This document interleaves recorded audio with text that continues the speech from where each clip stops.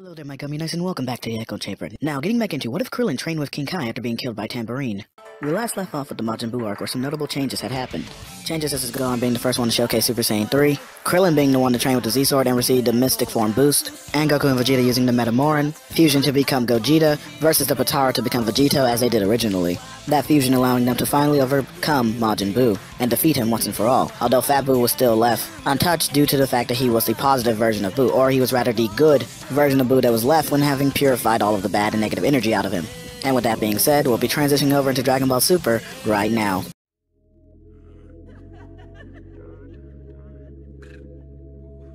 Last night took a L, but tonight I bounce back. Wake up every morning, by the night I count stacks. Knew that ass was real when I hit it, bounce back. Getting right into it, a few years have now passed since the defeat of Majin Buu. And whereas nothing major of note has happened yet, a few minor differences has come within the individual characters, which actually started where the last part ended, right after Krillin came back from the Sacred World of Kai's, finishing up his training and gaining the Mystic Form, or Ultimate Form if you will. Which brings us back to the moment where our three Saiyans challenged him to a fight, after hearing from Krillin himself that he had gotten immensely more powerful and could have probably defeated Buu all on his own, prompting the challenge and having an all-out battle happen as a result, with each Saiyan taking a turn against him, starting off with none other than Goku himself, the two having a very measured and respectable fight, very much akin to the one that they had during the 2013 Tenkaichi Budokai, with Krillin showing off around half of his newly attained power, and Goku being forced to showcase the fact that he had indeed achieved Super Saiyan 3 as well. The two of them clashing ended up showcasing just how much the two best friends have grown over the years. A battle so explosive that it rocked the very planet itself, ultimately pushing both fighters to their absolute maximum, in which case Krillin ended up winning the bout, due to having the slightest edges in both power and ability, his use of spirit control and the well-timed Kaioken boost giving him the ultimate victory, causing all three Saiyans to give Krillin some high gloats of praise, acknowledging both his skill and power, noting that what he said was true and that most likely he could have actually defeated Buu. This is proven by the fact that even Gohan as Super Saiyan 3 was pretty much able to match Buu. And Goku actually isn't too far behind that, being very comparable in power to Gohan as a Super Saiyan 3 himself. Of course, Gohan does have his potential and rage boosting to help thank for his immense growth in power. And Krillin just in his ultimate form is actually around that level, if not really rivaling that level. And then the fact that he can stack Kaioken on top of that does guarantee that yes, he would have had a swift victory over Majin Buu, although the battle would have still been more difficult for him than it was for Gogeta. Nevertheless, this display alone showcases to the other two that they're not exactly at that level, as though Gohan does acknowledge he can go to Super Saiyan 3, he doesn't feel the intense rage and anger that he felt beforehand, meaning that the state won't be as powerful as it was when he faced off against Majin Buu. Nevertheless, it is still really strong. Vegeta too coming to the conclusion that as of right now, he was not strong enough to be able to take on Krillin. Regardless of this fact, the two still ended up fighting him and having a good match, with Krillin having a more difficult time against Gohan, but nevertheless ended up besting him. The four men making a pact afterwards to grow even stronger than what they are now, with Vegeta specifically noting that he will one day return to his spot as number one. He also did chide Goku a little bit about the whole idea that he lied to him during their battle, but ended up stating that that too really didn't matter, that he will rise to become number one and hold the title of the world's strongest. Another person who was energized into getting back into their training was none other than Piccolo, who had been sitting there spectating the match, as he was still on the fence as to whether or not to get the potential unlock back on the Supreme World of Kai's, but now having seen what it did for Krillin,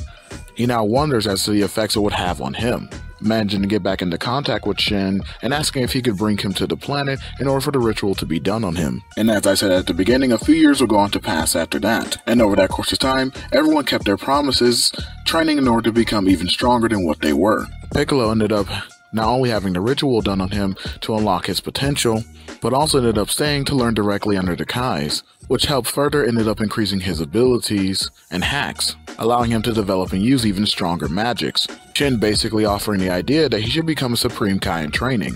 that in fact he would make the perfect candidate for it. Although Piccolo wasn't too sure about that proposition and basically told him that he would mull it over. Shin letting him know that wasn't a problem at all and saying that he could take all the time he needed to make a decision, and thus Piccolo continued his training under them. Goku and Gohan both worked on maintaining Super Saiyan 3 to help alleviate the massive drawbacks that came with using that form, And for the most part, they were successful, although Goku was more successful than Gohan, as Gohan had a lot of struggle with it, and even in the present still doesn't have full control over it, although he is able to access it without issue, and has somewhat been able to compensate for the stamina drain.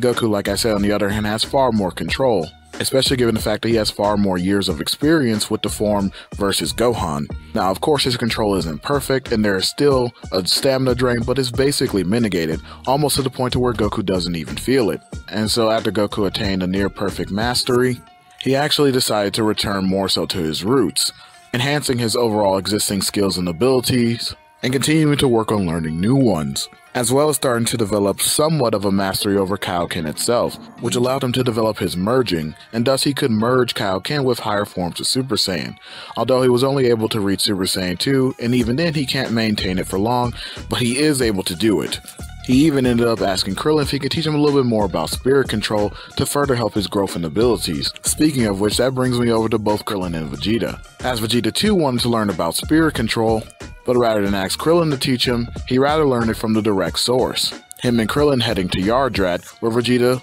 began his training. But he did let Krillin know that he wasn't trying to learn all the abilities, just basically the spirit control, as he wasn't into the whole idea of being a copycat, but he figured that this was the best path forward, as he was too able to unlock Super Saiyan 3, but realized that the drawbacks were too significant. And so whereas he does praise Gohan and Goku for their power, he recognized that was not the path for him to follow, and that doing this would most likely yield greater results, allowing him to tap more into his Saiyan heritage, but in his own way. And in doing this, he actually ended up achieving the Ikari state, although not really all that beneficial, especially when it comes to higher forms of Super Saiyan. He recognized this was a form he could probably keep in his back pocket, as it was still something that would give him a significant power boost, although not as great as something like Super Saiyan. It was still more than enough for things like minor enemies, especially since it had little to no negative drawbacks, as minor things like increased aggression wasn't something really hindering when it came to Vegeta, as he understood the power of a Saiyan's rage quite well.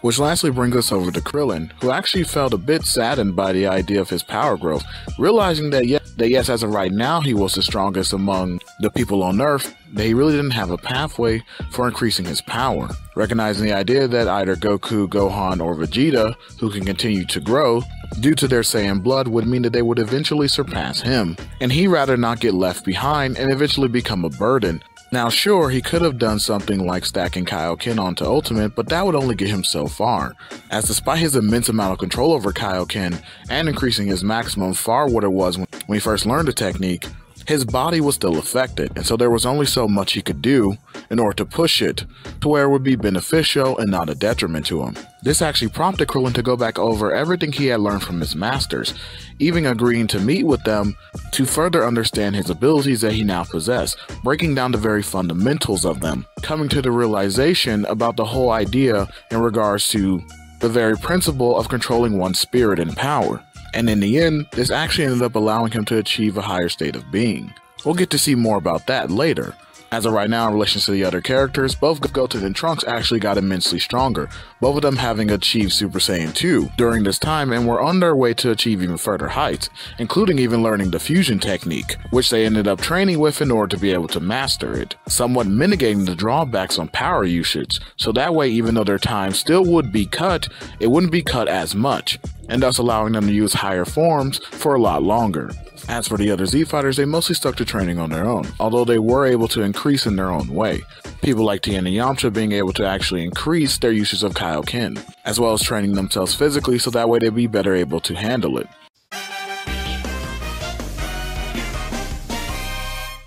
And I'm going to kind of include Videl into this group, especially given the fact of her showcasing potential, and the fact that I did not mention it in the video, but she actually did end up defeating Spopovich during the tournament. So none of her drive and spirit for fighting ended up leaving her. Instead, she wanted to push herself even more to try and keep up with people like Gohan, the two of them having officially started dating and ended up getting married the same way that they did in canon. And overall, her abilities as a fighter ended up growing exponentially. Gohan even at one point started introducing her to the basics of Kaioken, although she doesn't know it and can't access it yet. This brings us right up to the present, of course leading up to Beerus awakening in hopes of meeting the Super Saiyan God, where this time when he goes up against Goku, he actually ends up getting further impressed by his power, although it's not by much, and he is still soundly defeated, with the events of Bulma's birthday party being mostly unchanged, save for the fighters who end up going up against Beerus, as 18 and Piccolo ended up being opted out of the fight. This is due to Piccolo still being on the world of the Supreme Kais at the time,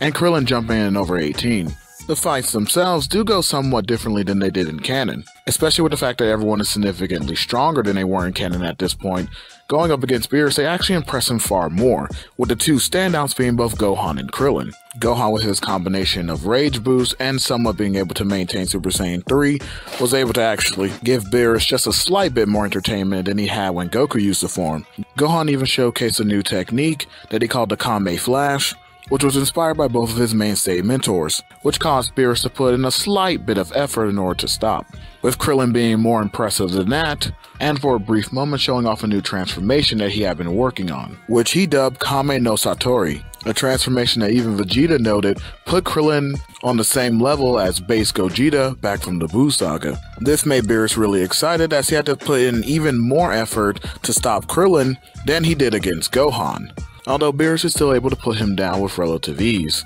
Nonetheless, Krillin is still able to leave a far greater impression than even the Saiyans, although he still wants to see the Super Saiyan God, noting to the group that although he was somewhat satisfied, this still wasn't nearly enough to satiate his thirst for battle. But pretty much from here, the events line back up with canon, and Goku does end up becoming the first Super Saiyan God, as Videl is still pregnant, and does have enough members to perform the ritual. Although, this time after Goku becomes a Super Saiyan God, he is far stronger than he was in canon, so not only is the explosive battle able to shake the entire macrocosm and produce enough power to destroy it entirely, but it even extends further than that, causing Beerus to use even more power than he did originally. In the end, however, Goku still is defeated, and Beerus does indeed spare the Earth. But Beerus is so impressed by the group that he actually invites them to come to his planet and train, essentially noting the idea that he could have multiple rivals already just from this one experience. Noting that both Krillin and Gohan were the ones who showcased the most potential out of the group, with both him and Whis leaving there soon after, as the rest of the group comes together and discuss the events. Goku and Vegeta were already on board with going, and basically made a pact that they would essentially go together, both Krillin and Gohan being a bit more hesitant, both citing a similar reason for their apprehension. Krillin, for instance, pointing out that although he loves fighting and training, he essentially had a life here on Earth, with a family and job, and didn't know if he could just abandon all of that to go right away back into training. Noting that in the past, when he didn't have a lot of those responsibilities, he would have jumped at the opportunity, but now it's somewhat holding him back. Gohan the same reason, especially given the fact he just learned out that Videl was pregnant, and that he was trying to pursue his other dream in becoming a scholar. Given the fact that although it's not as important to him, it still was really important and something that he wanted to achieve. Goku understood this well, as he knew it was going to take even him an arm and a leg to convince Chi-Chi, and even more surprisingly, Vegeta showed a lot of sensitivity to their dilemma as well, and was the one to actually speak up to both of them about potential solutions, telling Gohan that he didn't have to come right away and could wait until he found a nice work-life balance. And issued the same idea to Krillin, telling them they shouldn't be put in a position where they feel like they need to abandon their families, that they should actually just talk to them about it and let them know the situation. And given both 18 and Videl's personalities, Vegeta expressed the idea that they might be more open-minded than they thought. But in the end, both of them understood, telling Goku and Vegeta to at least give them half a year. And with that, everything was set in stone. Goku and Vegeta would go and train with Beerus for now, and in half a year, Gohan and Krillin would join them. Things from here pretty much go as per normal, with Frieza still being revived, and he ended up attaining his golden form and headed towards Earth in order to kill everyone. And I'm not going to lie to you guys, that first half of the battle is just going to be a wash in the Z Fighters' favor. Meaning to say that although we are absent Gohan, Goku, Vegeta, and Krillin, who by this point would all be training on Beerus' planet, the remaining roster there is more than enough to handle any of Frieza's Goonies. Even his top brass would essentially stand no chance, especially because Piccolo would have already returned and had joined the Z Fighters in the fight, along with characters like Master Roshi and actually even Videl picking up the slack. And while Bulma's trying to send a signal to the group on Beerus' planet, Frieza elects not to wait and just goes down to begin his slaughter of everyone, going to attack the one immediately who he perceives to be the strongest, which in this case is Piccolo. But this was a big mistake on Frieza's part, as Piccolo was easily able to counter his initial death beam, and even when Frieza got out of his chair and went to go attack Piccolo, still in his first form with the punch, Piccolo was easily able to block it. countering Frieza with a swift spin kick and elbow to the face, before grabbing him by the horns and bringing him down where he then knees him into the air. Hardly anybody who was onlooking could even believe it, not even Frieza himself, who was the most flabbergasted at the idea that this Namekian was able to do so much damage to him. Frieza, stopping himself, managed to power up immediately to his final form, not wanting to waste any time, going back over the offensive where he does indeed begin to dominate Piccolo.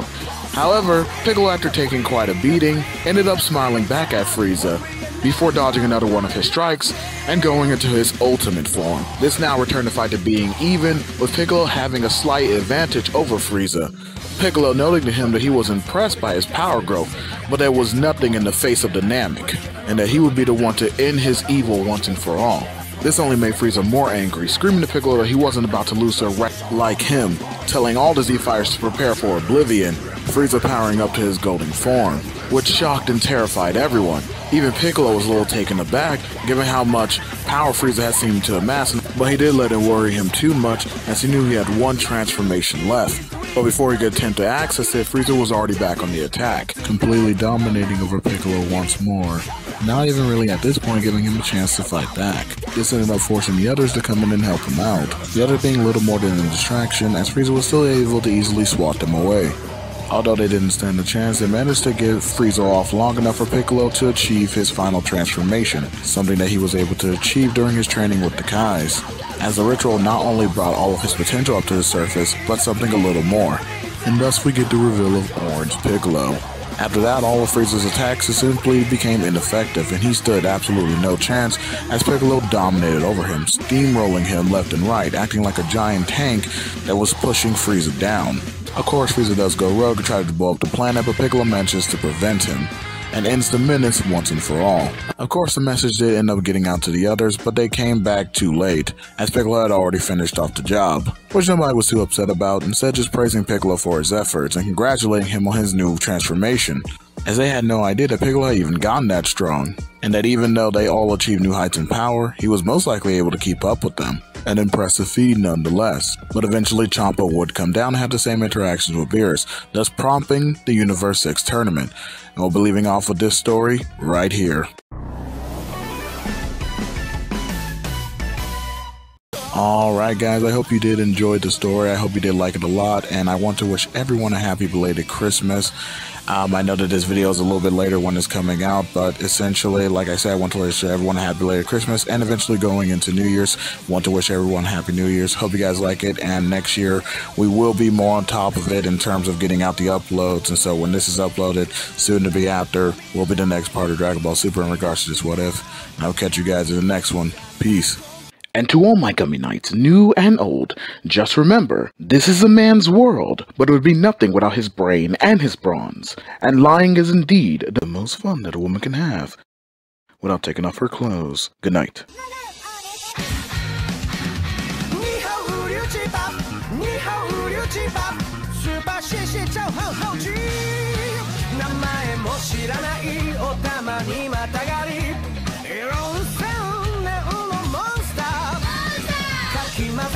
たちまち仕上がり」「不思議なストーリー」